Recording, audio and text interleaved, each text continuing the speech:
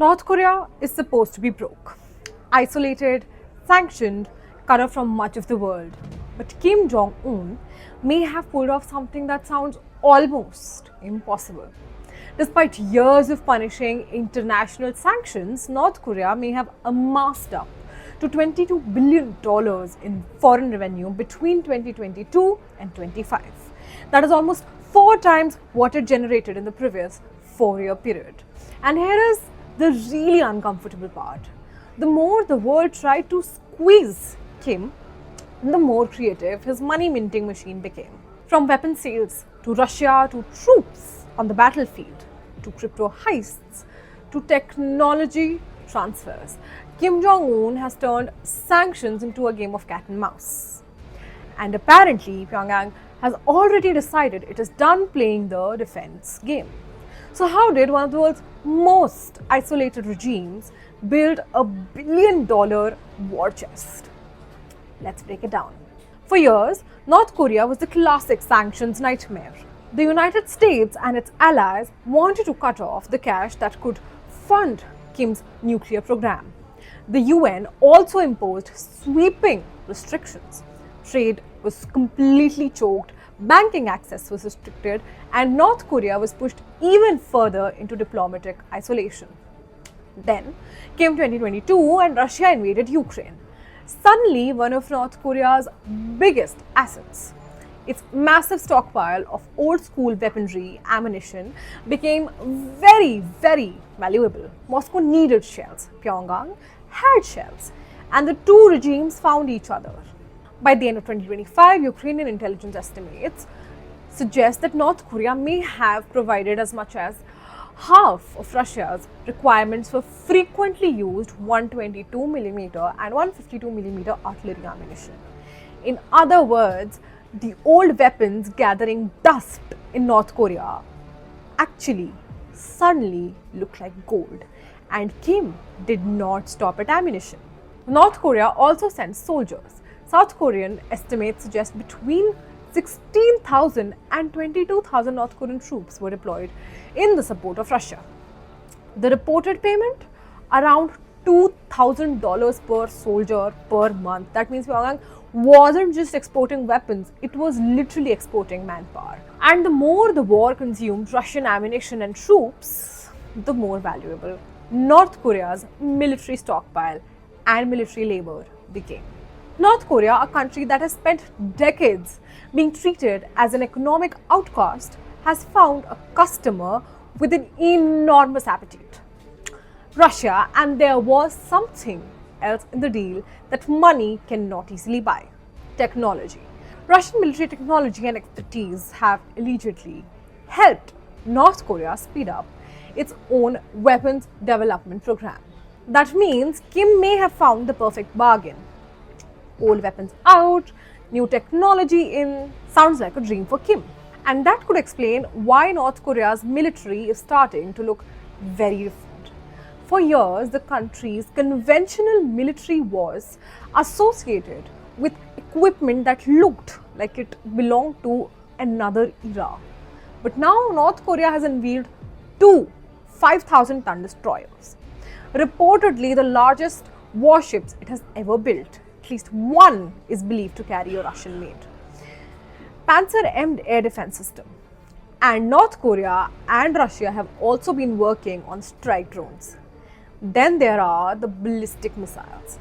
Ukrainian officials say North Korea isn't simply copying the Russian missile designs, it is actually modifying them too, improving them and then developing its own versions. So the money flow may not simply be making Kim just richer. It may be making his military more capable. But here's where the story gets even crazier. Because North Korea has another industry. An industry that doesn't need ports, that doesn't need trucks, that doesn't need custom officials, and also doesn't need a single container to cross a border. Crypto.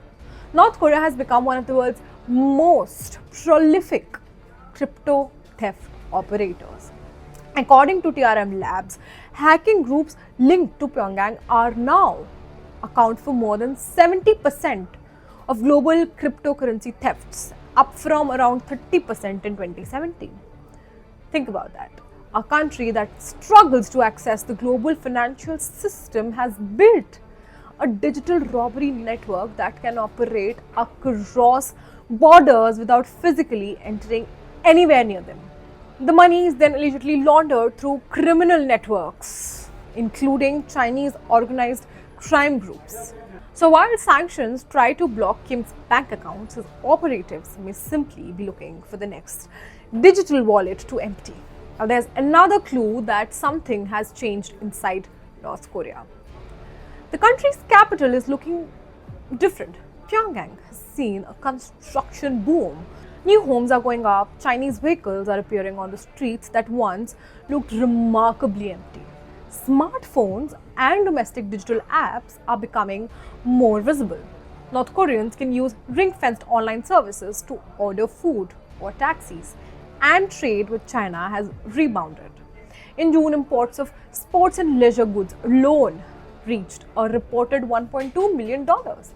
Ping pong balls, water skis, video games, treadmills. It sounds almost comically ordinary, but in a country under heavy sanctions, those everyday luxuries are a signal. Money is moving, goods are moving, and Kim Jong Un is spending. But don't mistake this for a North Korean economic miracle. The country remains deeply poor, and these figures are estimates. Pyongyang does not publish reliable economic data because state-controlled. Much of the trade is deliberately hidden. Some payments may come in form of goods or technology rather than cash. Some money may even remain outside North Korea because Kim's regime has limited access to the international banking system. So now the $22 billion figure is not a bank statement from Kim Jong Un's desk. It is an estimate of a shadow economy that is designed to stay in the shadows. But even if the exact number is wrong, the direction of the travel is very hard to ignore. And then there is Kim's most expensive habit, nuclear weapons. The money flow has given North Korea more room to invest in its nuclear and missile programs. Kim has never hidden his belief that nuclear weapons are the ultimate insurance policy against regime change. And now, according to expert assessments, North Korea's nuclear stockpile could be on track to become comparable to that of France within the next decade. That is the real twist. The sanctions were designed to make Kim choose between survival and nuclear ambition. Instead, he may have found new ways to fund both. So North Korea's secret isn't that sanctions failed to hurt.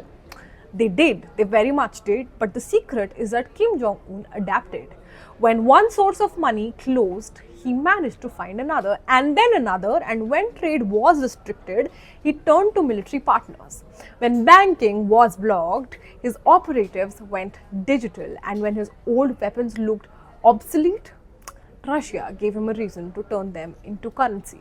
And now the country that was once described as a hermit kingdom is building warships, developing drones, expanding its missile arsenal, and deepening ties with the other nuclear-armed powers.